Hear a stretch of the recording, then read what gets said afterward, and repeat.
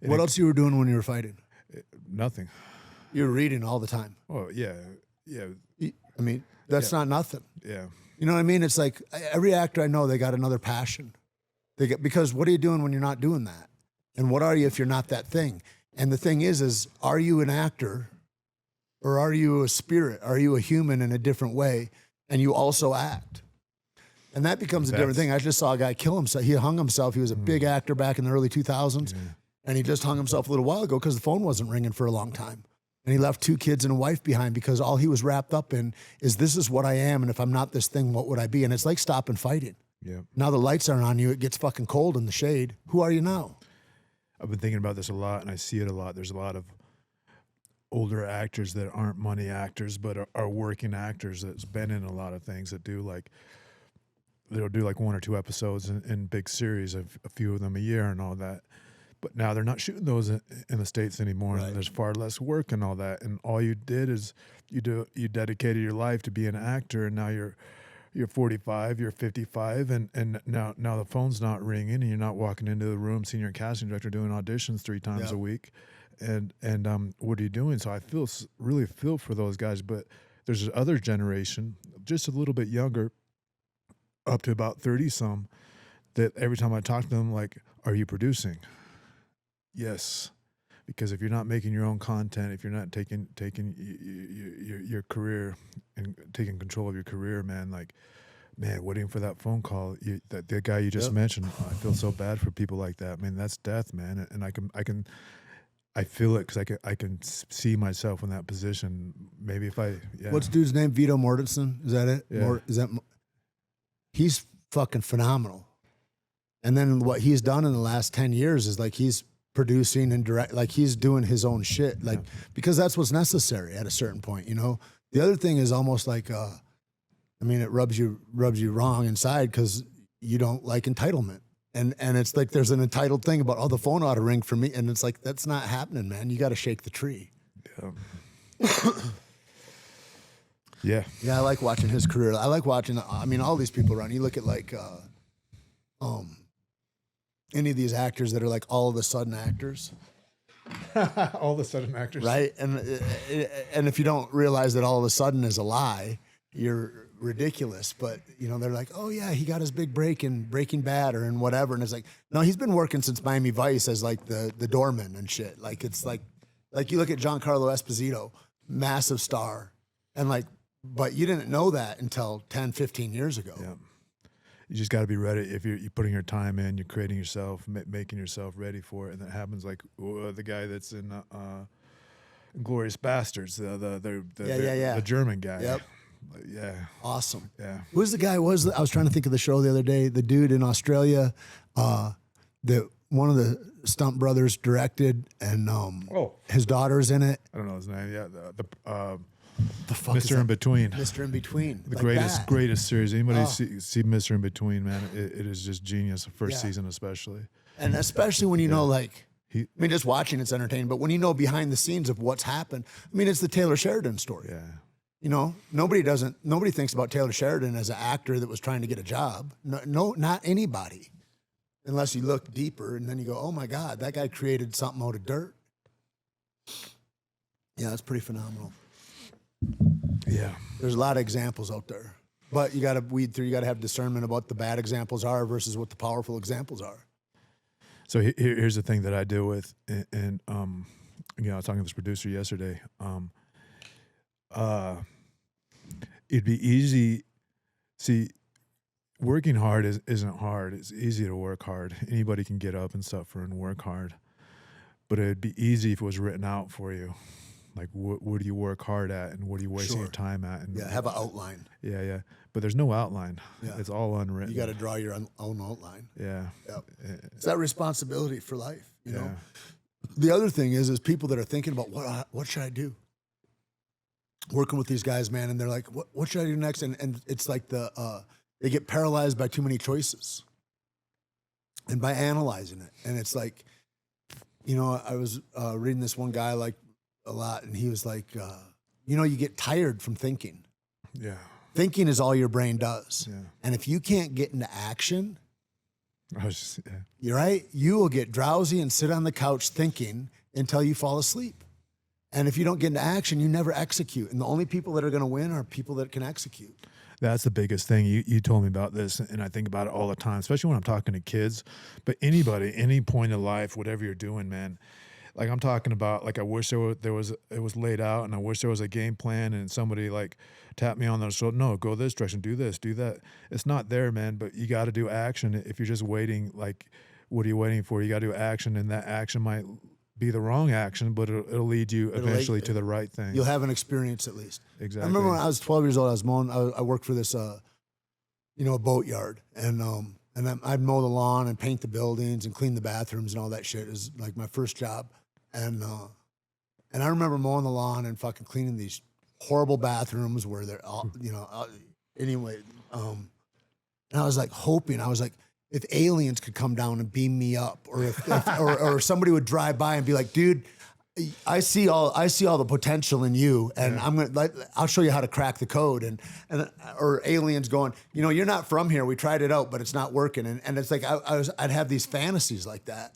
And, the fact is like get into action, like what you were just saying, get into action, get into motion, and then you'll have experience. And it doesn't matter if it's good or bad. You'll learn from that experience. But to sit there paralyzed on the couch because you're analyzing everything, fuck, dude, that leads to a desperate outlook. Yeah, man. Norm Macdonald just said not just said a thing. He's been dead, but I just read a thing from him the other day, and he says the only thing an older man can tell a younger man is that time goes fast, and before you know it, it's too late. And he says, and the younger man will never understand that. Yeah. I think about what you said, doing those hard jobs, man. Like, I don't think the new generations get that as much.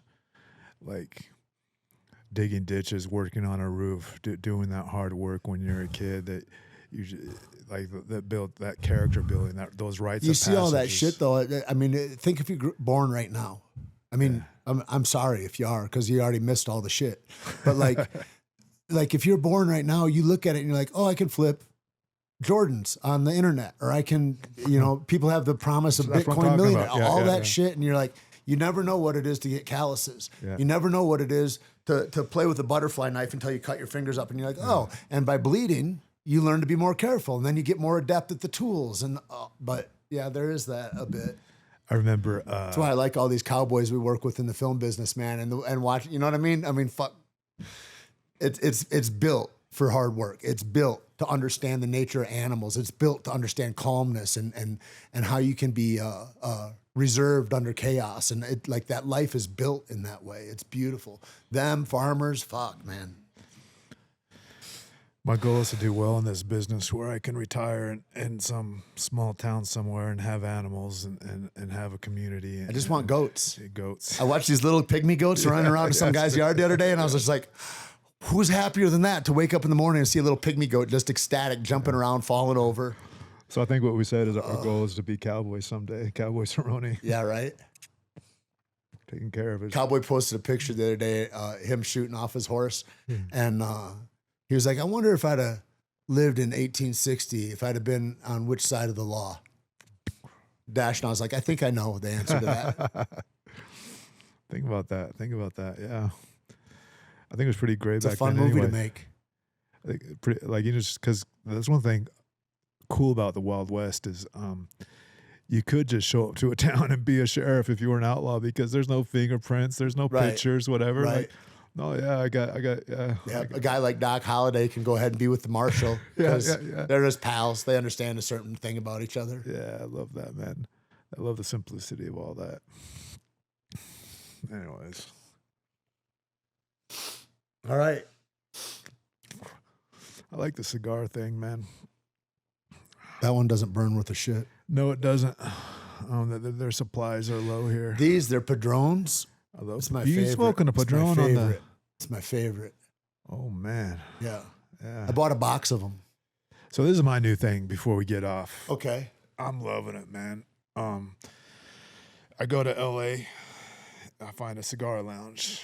I go to New York. I find a cigar lounge. It's the best, man. It's the best people in the lounge. The best conversations. Carnahan go with you? No, he didn't, man. He had a thing. an emergency.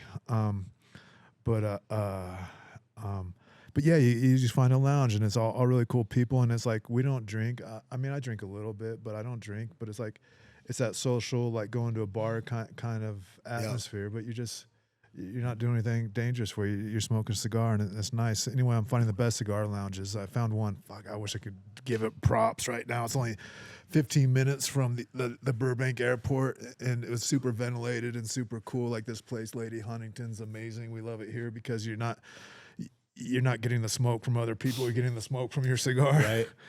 In New York, man, I had the best experience. I can't wait to go back there. Like I would get up from my hotel, I'd walk about 1.5 miles and go right. And then I'd walk about 3 miles to the cigar lounge and ride again.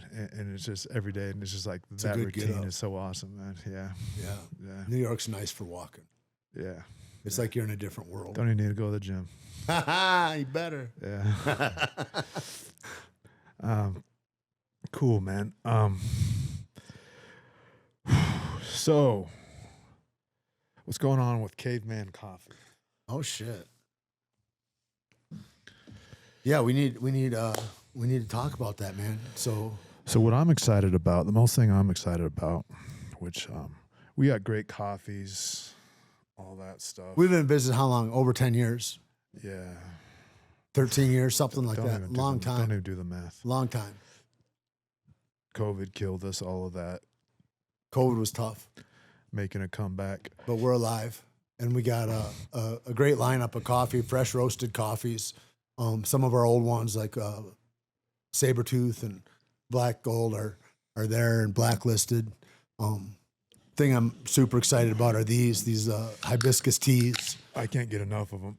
And they got to send me them like every other month. Yeah, 100 like pallets. hibiscus tea. It blew my mind at first because hibiscus tea is supposed to be this calming thing.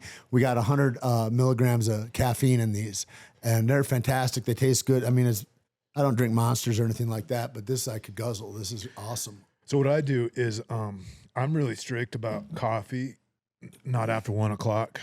Wow. Yeah. Coffee's a morning thing, whatever. I'm guarding my sleep and all that. But you go with the green tea and with L-theanine and all that, no problems in the afternoon. And that's why I love these hibiscus teas right here is proper tea. Small amount of caffeine with the L-theanine. It's just smooth. It helps great, it be man. creative, all that. It's great. Welcome to Broken Ear Podcast. We're sponsored by Caveman Coffee, a brand that's been near and dear to us for years, over a decade now. We've been running. We got a bunch of fresh roasted coffees. If you're into that, we got cold brew. We got hibiscus tea with 100 milligrams of caffeine, all organic. And check us out at cavemancoffee.com. That is the best commercial I've ever seen you do. Thank you so much. Yeah. Because it's not a commercial, right? It's because of our company and you believe it and all that stuff. But that was amazing, dude. I'm pretty impressed. Thanks. Yeah. Thanks again for joining us on Broken Ear Podcast. Dropping almost weekly, and you can count on that. Almost weekly. That's very reliable. I can. We're reliable in that way. I can commit to that. Yeah. Yeah. Thanks. We'll see you next time. See you next time.